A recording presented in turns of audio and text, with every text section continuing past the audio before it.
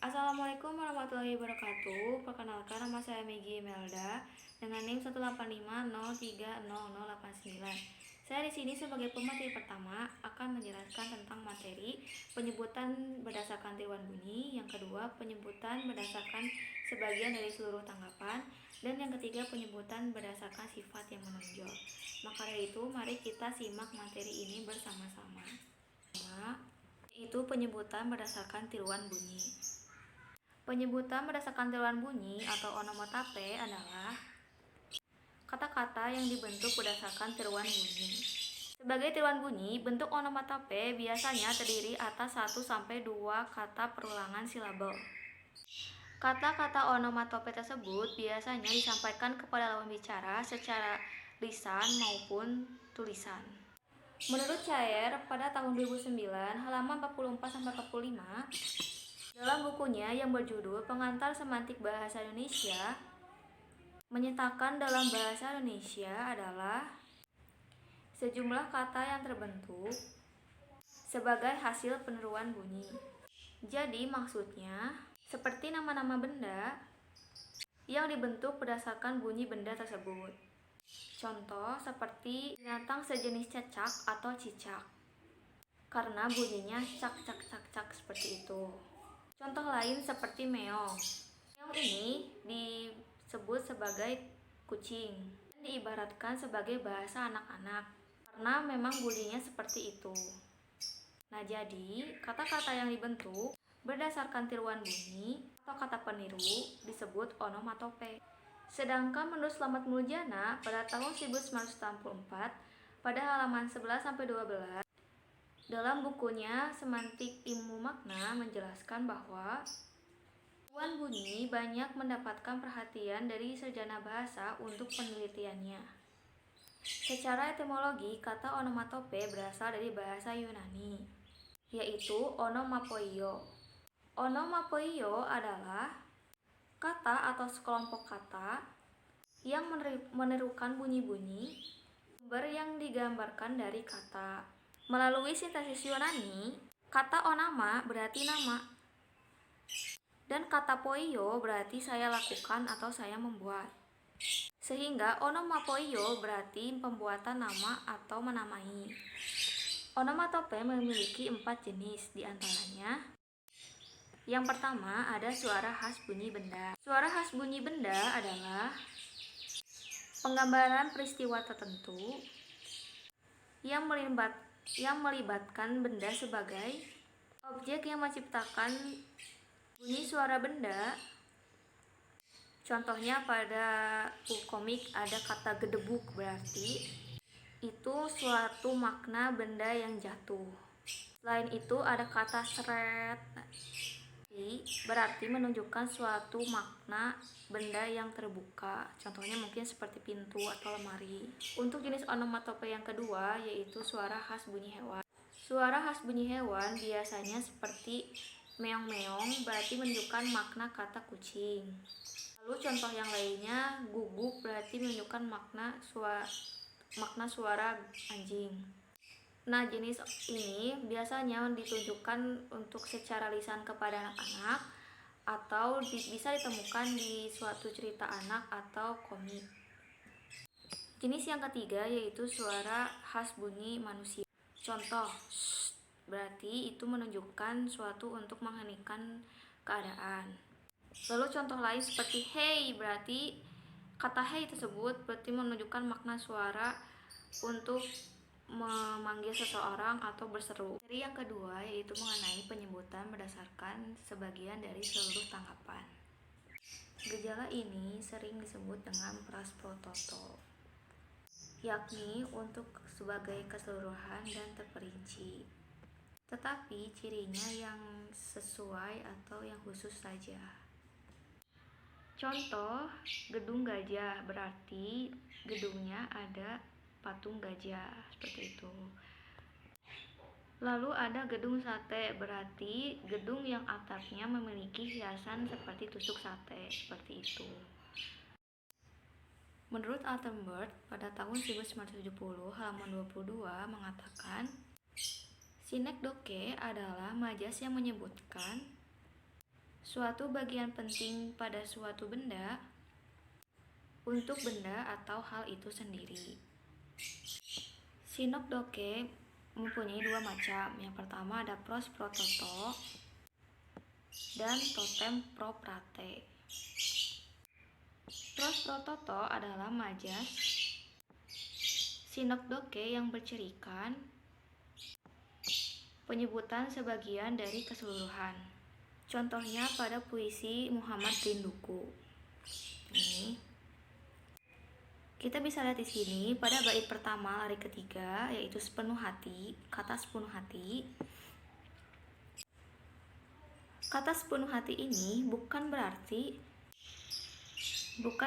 hatinya saja yang mengikuti, tetapi jiwa dan raganya juga mengikuti jejak Nabi Muhammad tersebut. Untuk materi selanjutnya, yaitu materi yang terakhir mengenai penyebutan berdasarkan sifat yang menonjol. Pemakaian kata sifat untuk menyebut suatu benda adalah peristiwa semantik, karena peristiwa itu terjadi. Transposisi makna, yakni perubahan sifat menjadi benda. Misalnya, si cebol berarti suatu keadaan yang memperlihatkan seseorang yang tetap pendek atau cebol. Lalu ada perwira, itu menggambarkan suatu keadaan seseorang yang pemberani, seperti itu. Mungkin sekian materi yang bisa saya sampaikan, kurang lebihnya mohon maaf. Wassalamualaikum warahmatullahi wabarakatuh. Terima kasih. Assalamualaikum warahmatullahi wabarakatuh. Perkenalkan, nama saya Siti Ipah Latifah dengan nomor induk mahasiswa 185030121. Saya dari kelompok 10 sebagai pemateri kedua. Untuk selanjutnya, penamaan berdasarkan nama penemu, pabrik pembuatnya, atau nama dalam sejarah. Penyebutan berdasarkan nama penemu. Ikan mujair yaitu nama sejenis ikan air tawar yang mula-mula ditemukan dan diternakan oleh seorang nelayan yang bernama Mujair di Kediri, Jawa Timur. Selanjutnya, penyebutan berdasarkan pabrik pembuatnya. Nama pabrik yang merek dagang kemudian dijadikan nama benda hasil produksi itu, seperti aspirin yaitu obat sakit kepala, menurut Haier tahun 2013 halaman 47. Selanjutnya, penyebutan berdasarkan nama dalam sejarah. Indomie adalah produk mie instan yang berasal dari Indonesia. Varian rasa dan aroma mie tersebut adalah rasa masakan-masakan yang ada di Indonesia, seperti ayam bawang, soto, pecel, dan lain-lain. Hal ini menjadikan mie instan mempunyai sejarah tersendiri sebagai makanan khas Indonesia. Selanjutnya, penyebutan berdasarkan tempat asal. Penyebutan ini berasal dari nama atau sebutan yang berasal dari nama tempat.